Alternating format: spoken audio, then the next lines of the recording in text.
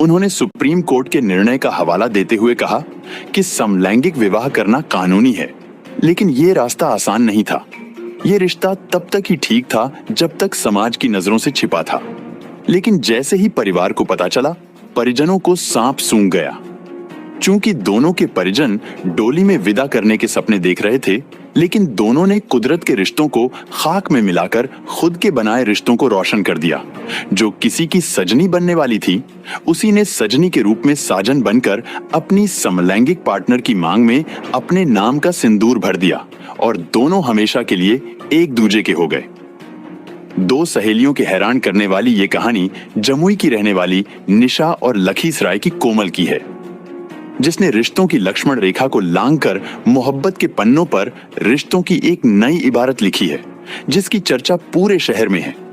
समाज और दुनिया की परवाह किए बगैर साथ जीने और मरने का फैसला कर लिया और चाहत की उसी जुनून में दोनों ने समलैंगिक होने का दावा करते हुए जमुई जिले के पंच मंदिर में हिंदू रीति रिवाजों से 7 फेरे लेकर अपनी शादी को सामाजिक मान्यता भी दी और दोनों हमेशा के लिए एक दूजे की हो गई, जिसकी तस्दीक दोनों की ये तस्वीरें कर रही है, जो अब चर्चा का विषय बनी हुई है।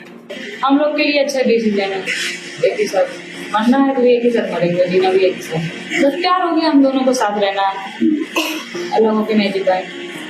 दोनों एक दूसरे को पाकर खुश हैं और दोनों एक दूसरे को बेहद पसंद भी करती है और बेपनाह प्यार भी करती है, जिसे समझने के लिए दोनों के समलैंगिक रिश्तों के पन्नों को पलटना पड़ेगा। निशा के मामा के शादी में 1.5 साल पूर्व दोनों की हुई मुलाकात में निशा और कोमल आपस में प्यार कर बैठे, फिर मोबाइल पर बातें करने लगी। प्यार परवान चढ़ने पर 24 अक्टूबर को जमुई के एक मंदिर में निशा ने कोमल की मांग में सिंदूर भर दिया।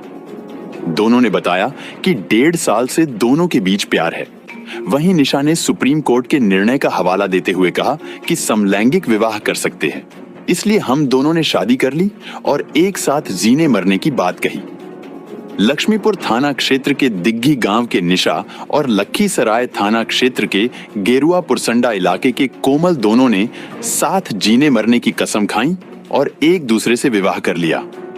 घर वालों